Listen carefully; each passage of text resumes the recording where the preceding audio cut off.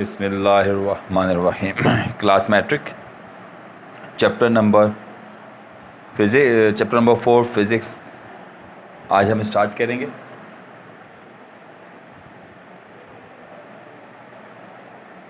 Chapter number 4 में सबसे पहला टॉपिक जो हमारे पास है वो है force.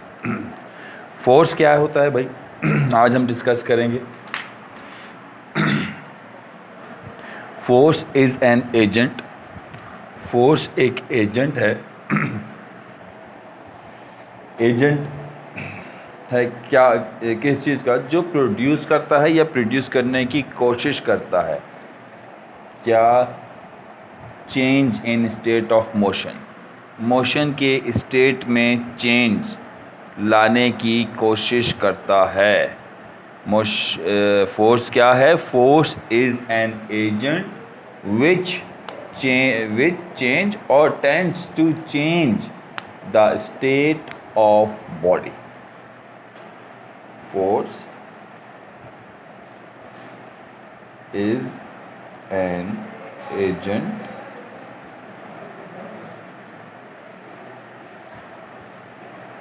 which change or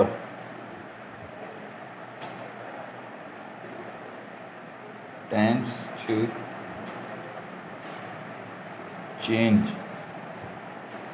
the state of a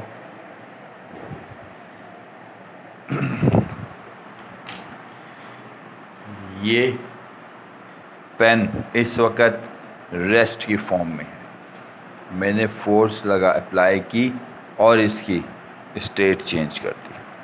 कोई चीज़ फोर्स मोशन की फॉर्म में है, उस पर मैंने फोर्स अप्लाई की और उसमें मैं रेस्ट, उसकी स्टेट चेंज करके मैं उसको रेस्ट की फॉर्म में ले आया। तो ये जो हम स्टेट चेंज कर रहे हैं, मोशन से रेस्ट में और रेस्ट से मोशन की फॉर्म में जो हम ला रहे हैं किसी भी चीज़ को, तो इसके लिए जो एजेंट हमें रिक्वायर्ड होता है उसे हम फोर्स कहते हैं।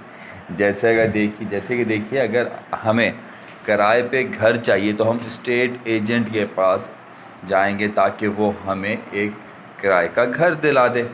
तो वो जो किराए का घर दिलाता है उसको खुद तो नहीं रहना होता, उसका अपना तो कोई काम नहीं है, सिर्फ उसने क्या करना है, फैसिलिटेट करना है। उसने एक बॉडी से घर लिया और दूसरी बॉडी को दे दिया। तो फोर्स क्या है? फोर्स भी एक एजेंट है जो क्या करता है, चेंज लाता है किसमें, बॉडी की स्टेट में, या लाने की कोशिश करता है। इसका यूनिट होता है Newton.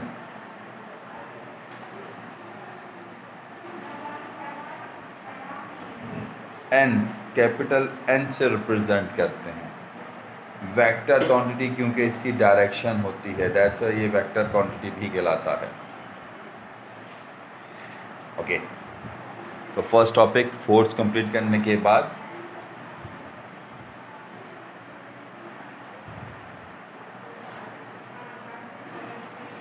Newton's laws of motion. Newton scientist है जिसने लॉज इंट्रोड्यूस करवाए मोशन के 3।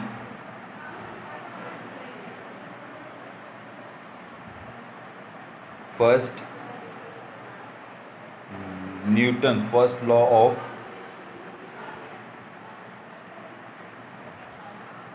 according to first law of motion, every object continue its state of rest or of uniform motion in a straight line.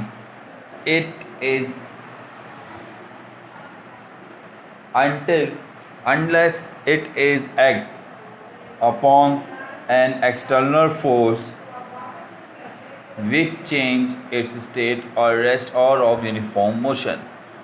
According to Newton first law of motion, कोई भी object या तो वो हमेशा rest की form में रहता है या फिर वो कंटिन्यू यूनिफॉर्म मोशन की फॉर्म में रहता है, जब तक कि उसके ऊपर कोई एक्सटर्नल फोर्स अप्लाई ना कर दी जाए। जैसा कि कोई बुक पड़ी हुई हो, जैसे ये पेन टेबल के ऊपर पड़ा हुआ है तो ये पड़ा रहेगा, ये रेस्ट की फॉर्म में रह जाएगा जब तक कि मैं इसके ऊपर एक्सटर्नल फोर्स अप्लाई ना करूं। तो according to Newton first law of motion, जो कुछ हद तक कहीं कहीं अप्लाई नहीं भी होता, लेकिन मेजॉरिटी इस जगह पे ये एप्लीकेबल है कि भाई कोई भी बॉडी जब तक कि उसके ऊपर कोई एक्सटर्नल फोर्स अप्लाई ना की जाए वो अपनी स्टेट चेंज नहीं करता। इसको हम कहते हैं Newton first law of motion. इसके बाद है सेकंड लॉ, बहुत इंपॉर्टेंट है भाई, इसकी डेरिवेशन भी आती है। According to Newton second law of motion, when a force act on an object, it produces acceleration in the object in its own direction. This acceleration is directly proportional to the magnitude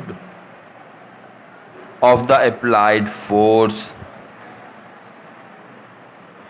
According to Newton second law of motion, जब भी हम किसी object के ऊपर force apply करते हैं तो उसमें एक्सेलरेशन प्रोड्यूस हो जाती है, जो कि डायरेक्टली प्रोपोर्शनल होती है अप्लाइड फोर्स के, और उसी डायरेक्शन में ये ऐसे आपकी फोर्स अप्लाई होती है जिस डायरेक्शन में आप, तो एक्सेलरेशन की डायरेक्शन वही होती है जिस डायरेक्शन में आप फोर्स अप्लाई करते हैं। तो एक बार फिर कहते हैं, अगर किसी ऑब्जेक्ट के ऊपर फोर्स अप्लाई कर दी जाए तो उसमें एक्सेलरेशन प्रोड्यूस होती है। ये एक्सेलरेशन जो है डायरेक्टली प्रोपोर्शनल होता है फोर्स के, जो आप फोर्स अप्लाई करते हैं उसके। Means F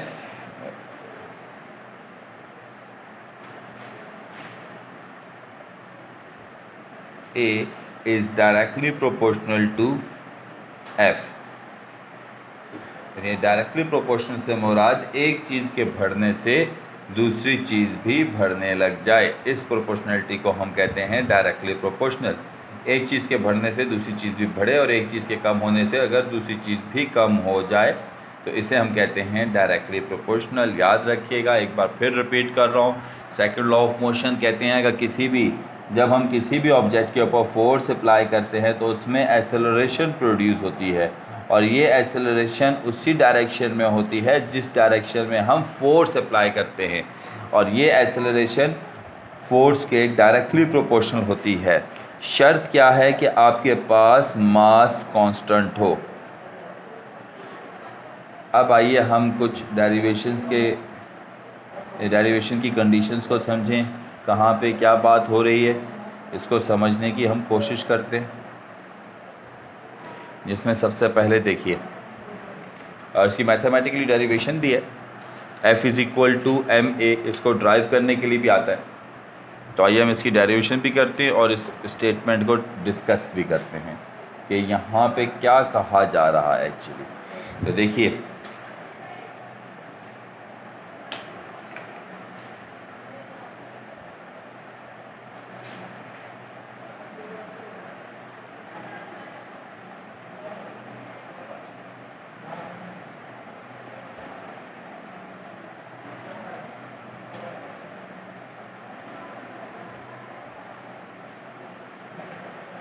mathematical derivation,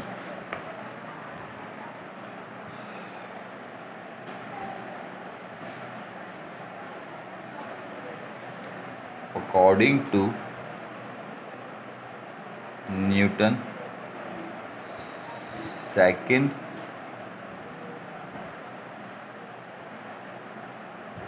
law of motion,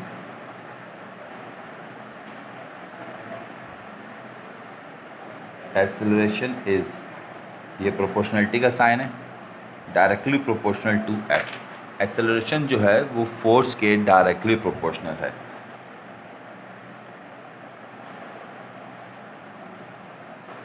when constant mass, इस बात को समझिए बेटा। एसेलरेशन क्या है, सबसे पहले तो हम इस बात को समझें, रिवाइज करें। चैप्टर नंबर 3 में हमने पढ़ा कि जब भी हम किसी ऑब्जेक्ट के ऊपर फोर्स अप्लाई करते हैं, एसेलरेशन बताना है, फोर्स बताने लग गया। एसेलरेशन क्या है कि देखिए, वेलोसिटी में चेंज आना, वेलोसिटी में जो चेंज आता है टाइम इंटरवल के अंदर, the rate of change of velocity is called acceleration.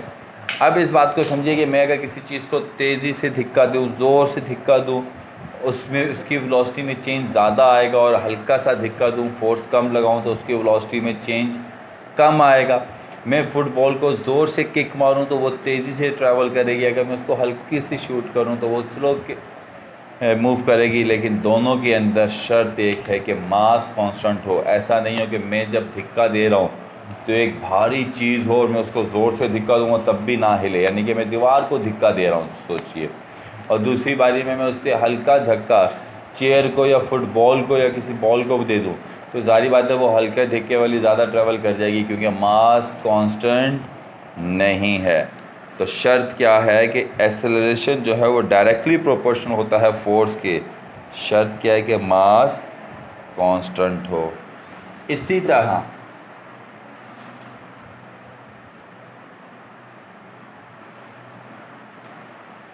Similarly acceleration जो है वो इन्वर्सली प्रोपोर्शनल है मास के।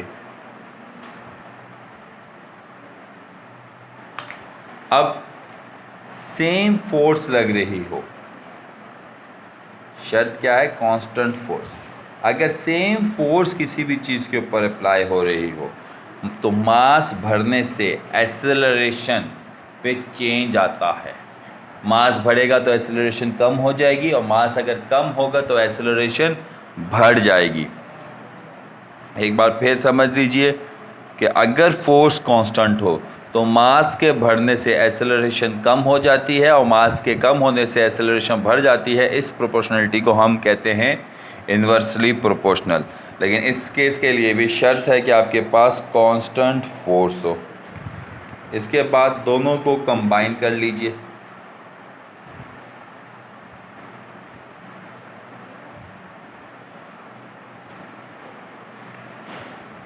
इक्वेशन 1 एंड 2, तो ए एफ के भी बराबर है, एफ के डायरेक्टली प्रोपोर्शनल है तो ऊपर एफ और एम अपॉन में चला जाएगा जब दोनों को हमने कंबाइन किया।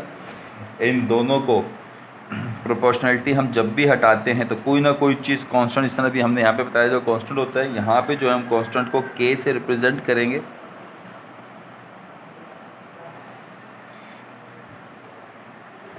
यहाँ पे जो है आप शो करेंगे कि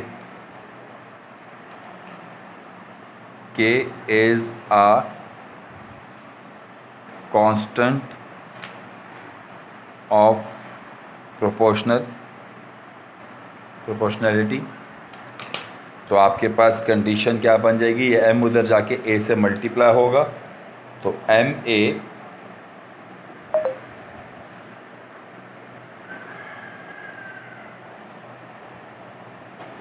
इज इक्वल टू के एफ।